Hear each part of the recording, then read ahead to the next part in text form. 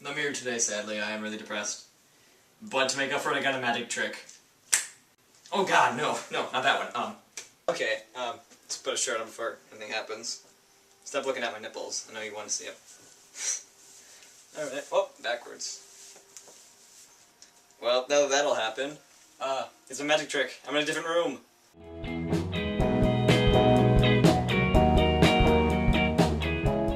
Hi, Internet, it's Vindicate again.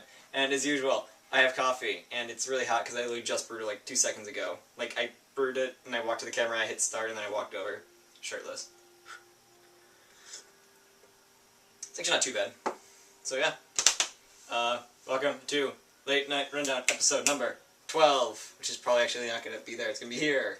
12. So yeah, we do our normal stuff. We drink coffee and we talk about video games and stuff, and the last video is a little more personal, but that's okay. So yeah, like I promised, I will actually do a quick little run around the room. And then, yeah, so I'll see you back with that. The important thing, the door. It's a door. So, not the whole explanation there. Here we go, here's my coats and stuff. Yeah, we're gonna put the camera down for a minute. Whoop. Yeah, so here's like my jackets and stuff. I'm just gonna show you my favorite one real quick, because I love this thing to death. Yeah, it's green, and it looks cool, and it's got my wallet in it still.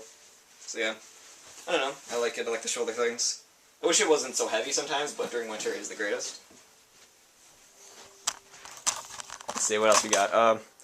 My tennis racket, my crappy pair of Converse, yeah, all that stuff. Hey, and here's where I'm recording right now. What? Oh my god, I didn't even mention my Vindication curtains, not Vinda curtains or whatever at all. This is terrible. Everyone's gonna have motion sickness when I'm done with this video, I can tell. Alright, here's like my DS, Game Boy Advance and Game Boy Color thing. Here's that shrine I kept talking about, my Zelda stuff. This pile on the left, that is the Oracle games, and then this is Minish Cap on the top. And then this is the, Link to the Past, Four Swords Adventures, and then my 2 copies of Link's Awakening, because I have the color and non-color editions. These aren't Zelda games, but they are cool. E.T. for the Atari, and they did a video on these. I don't know if I did a video about Atario, but yeah, here's Atario. Pretty much close as you can get to bootleg without bootlegging. Yeah, here's the box. That worked, whatever. Yeah, Zelda games, Four Swords, my massive collection of Game Boy games. Oh yeah, I didn't show you that, but yeah, I bought a copy of Metroid 2, got Tetris, Getaway, it's a pinball game, and then, whoa, it's an empty case. That's important. Move all those back over.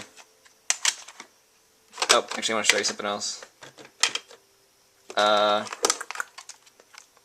got a Game Boy Color, and it's in purple, so it matches all my other purple ones, and I had to replace the screen on it, but whatever. It wasn't that much work. It took a while to do, but it didn't take much work. Yeah, we're not even going to talk about that. My Xbox One, my 2 controllers, my speakers, my remotes and stuff. Oh, I'm going to move my...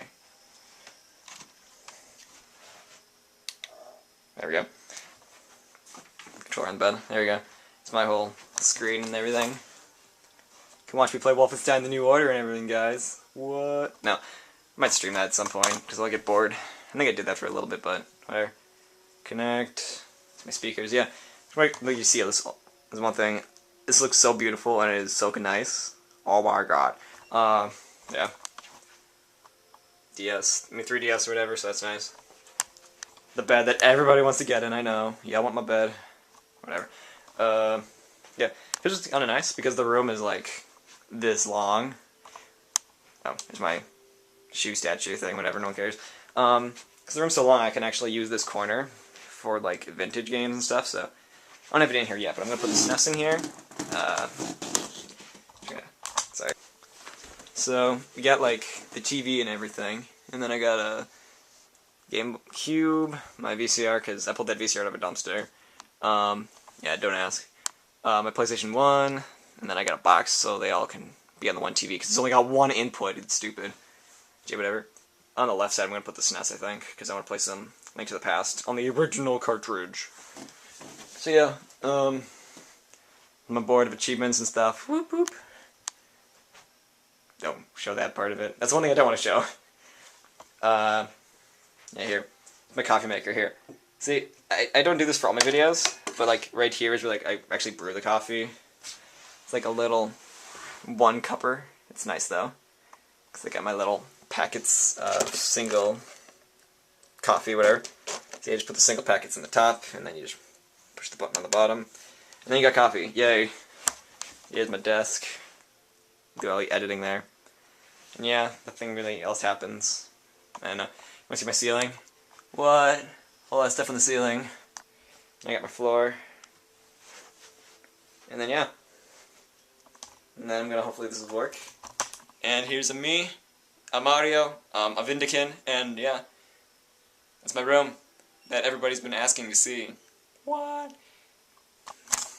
How do you like it? Yeah, not a whole lot still to finish a couple things in here, but yeah. Let's see, now that you've got a tour of my room finally, people just want to get in my room, want to see my bed, that's all I care about. Want to see all my video games. Terrible. I can sense someone's gonna open that door. Like every other video.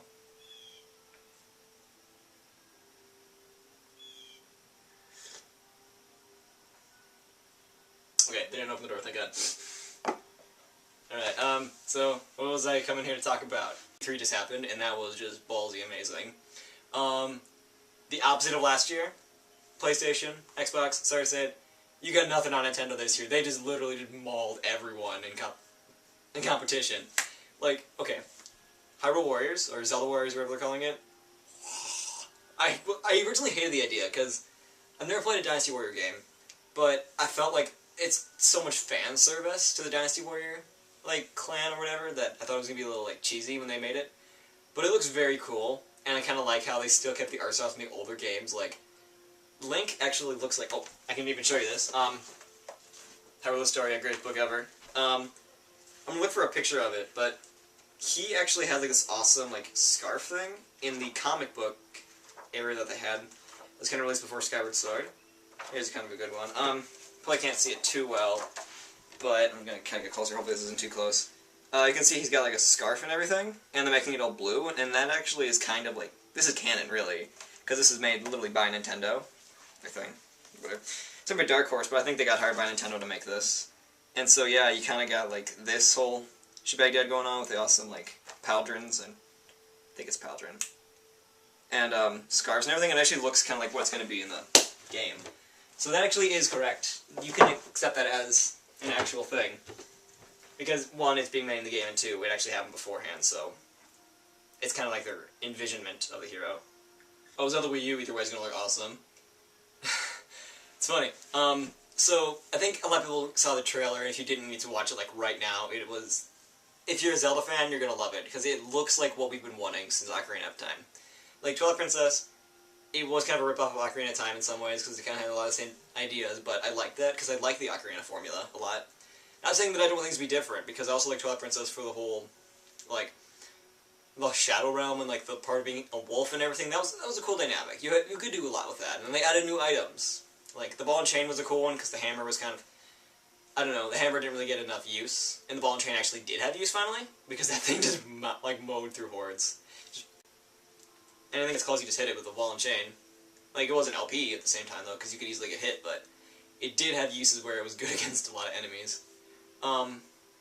But yeah, with the new one, they're making it where it's like open world, because they said, okay, what made the original game good? And that was the open world. Just hands down, the open world was just amazing, because you could go like you could start like in the middle of the map, and you had no idea where to go, because you could go down, you could go up, you could go left, right. You weren't like kind of stuck in this corner. You could go wherever you wanted. There was not a whole lot of instruction. I don't know.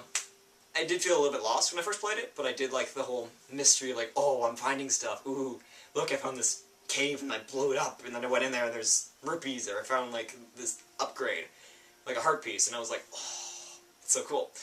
And I liked that about some of the later games. Like, some of them are kind of where it's kind of like really straightforward. It's like, okay, here's the game, And then I was like, oh, here's a side quest. Oh, I bet I get something for doing that side quest. Okay, keep going. Oh, it's a side quest. I bet if I do something, I get something from there. And you kind of had this like line where they kind of just led you to each item. You just had to have the ambition and the time to actually go and do it, which is everyone's problem. Because seriously, who has time to get like 50 points in Majora's Mask stupid shooting range? Like if you didn't like get dedicated, you weren't gonna do that because that's shit's just hard, and you don't want to spend like the whole time doing that at the beginning of the game when you haven't even used the bow for more than a couple minutes. It's also kind of bad because they mentioned it to you once, and it's like, oh, hope you remember that. But, yeah, back to what I was saying, though. It's open world. You can go to the same area from multiple sides, and the dungeons are going to be massive, and that's what I love about the game, is the dungeons and the puzzles. And that's what's so invigorating, just like, what? I could do stuff with a dungeon, and I could... Yeah, like, just mind-blowing. Sometimes I wish the dungeons were like Majora's Mask, where some of it reset, but... There's some parts of dungeons, like I think Twilight Princess did the same thing, where it was like, you could go into a dungeon and it wasn't like all the doors were open immediately, like once you beat a dungeon. Like there'd be some areas where it's like, oh, you need to redo, like, shooting this crystal to get onto the other side, where it wasn't like you shot the crystal once from one point and then it was permanently open. Which, yeah, it can slow down the pace of the game, but, I don't know. Unless it's like a difficult, like, puzzle, you don't think you really need to worry about that. It's gotta be a dungeon, you gotta be prepared to go in there. That's the other thing. I hope that they make, like, item management a bigger thing. Because, for example, Ocarina of Time, I almost never ran out of arrows, I almost never ran out of bombs. Same thing with a lot of the other games, like, it's just, item management isn't really big of an issue. Like, Skyward Sword, they tried to make it an issue, and it was at times, like, my slingshot can only carry, like, 20 pellets. Oh, God, I can't use it, and I get better, make sure I use the item right the first time. Not like a ran today, I'm like, hey, this is what I want, and then I'm like, oh, but this other side. But, all aside, that's the other thing, is that, I don't know, I want it to be like in dungeons, you feel this like need that you need to bring and actually get ready, because whenever I like, would go into a dungeon, in Twilight Princess or whatever game, I would just look, I'd be like, okay, get some arrows, and that'd be about it. If it was like, I don't know, let's like Lakebed Temple, you don't really need arrows in that one, but let's say we had Lakebed Temple and we needed to get prepared for that one. You don't need a whole lot of items to go in there. Like, you just go and you beat the dungeon. But I feel like I should have to, like, think, like, okay, what if I go in there and I just get totally mauled by a horde and I need, like, health? I never really carried potions into most of those dungeons because they were just so bountiful with, like, hearts and stuff for the first quest, usually. You never had to worry about it the first quest through. Hero's Quest, or Hero's Mode or whatever. Like in Wind Waker, you gotta be a little more careful, because you're taking double hearts. And then in Link Between Worlds, you're taking quadruple hearts, so... They really pushed it, but... I don't know. You didn't really need items, though, like... I want to go into a dungeon and require me to use, like, 50 arrows, and then there's not a whole lot of arrows actually in the dungeon. Like, there's a couple here and there. But, like, not this whole, like, respawning, like, hearts, respawning arrows, respawning bombs, like... You gotta make it, like, you gotta go in there and you gotta be ready. And you gotta, like, just be making through it, just, like, scrounging for materials here and there. Barely making it through, get to the boss, and it's kind of like that Dark Souls thing where you're building up to it, where you're like, I'm going so good, I'm not dead, I'm almost died, and you're just getting there and you get to the boss, and you have this epic boss battle, and then you get done and you're like, I did it, and I had 1 heart left. Not that I would know what that's like in Dark Souls. I'm gonna spill the beans, I do, because I fought Moonlight Butterfly once, and I had, like, 1 Estus flask. And I was like, I'm gonna get my ass kicked so hard because I walked in the door and I didn't realize that it was Moonlight Butterfly. And I actually did pretty good. Like, I dodged a bunch of its attacks, I was doing rolling stuff, I was like, all MLG, just beating the crap out of it. And then it just, like, I get a corner and it, like, knocks me down to, like, almost no health. I drink my Estus flask, knocks me down to almost no health. I'm like, here I am, I'm gonna die. And then it flies away, and I got, like, half of its health down. 0 hits, just beating this thing up, barely missing it. And those projectiles are hard. I thought I was gonna die. And the last minute, just whacking it, and I look at my health when I'm done, and I had like 7 health total. Because I went to the status screen and I was like, what? So yeah. Okay. Next boss is trying to go to sleep on me. I'm boring you, I'm sorry. So yeah. What else about E3 that I liked? Now that we've gone off that tangent of Zelda Wii U, and I'm gonna just leave it there. Oh, that's all good. Yoshi's Woolly World, not gonna get into that too much, but it's like, Kirby's Epic Yarn was a good game in my opinion. I don't care what anyone says. I liked it. And Yoshi's Woolly World looks kind of like that a little bit. It's got the same gems, so that's the biggest thing. I was like, what? Those are the exact same items. And then they kind of have the similar art style. Like, it's different, because yarn and wool, it's one was a lot of strings, and this one's actually like wool, like it's actually knitted. So I like that a little better, and the lighting looks really good actually. I like that with the new Nintendo consoles that they have, is that they finally have shadowing, because that was kind of annoying in some of the games. It's like it's too bright. It doesn't look HD. Brawl. Enough said. It's Brawl. We don't have to go into that. It's Brawl. So let's go to the other people. Okay, PlayStation. I admit I didn't look at anything, but I didn't hear any news, so I'm assuming nothing really happened. I heard like the 1886, The Order, or whatever that game was, that's getting delayed. But, Xbox, okay. A couple of games I care about. Okay, Fable Legends. I'm a big fan of Fable. I got into it, like, when they did the whole Games with Gold thing, like, 2 years ago. And they started, that was the first one. And I love Fable now. It's such a cool game. I like how it's really, really basic RPG. It's like the opposite of Skyrim, because you kind of have, like, this path that's leading you there, but you can still, like, you can mess around a lot, and you can change your items up. But it's kind of like, here's the weakest, here's the best, here's, like, I don't know, like, Fable 3 was kind of weird, because it was, like, they took a lot of the stuff from the first two games that were, like, really cool, and just mowed them down to, like, this little aspect. Like, you had weapons, and that was it. Like, you had no armor or anything.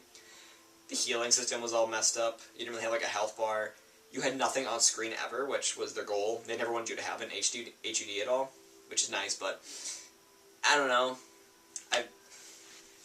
I like how some games do it. Like Dead Space does a great job with the HUD, because they can just have like the health thing on the back, and they can have the status thing on the back. Oxygen is like a pop-up thing with the rig system, and it's cool because it doesn't feel like you're actually really, well, I want to say it doesn't really feel like it's in a game. It's kind of more that you're kind of just like, you're just watching this all play out, rather than being like that you're the actual controller of it. And maybe that's just me. But what was I even talking about? Oh, Fable, yeah.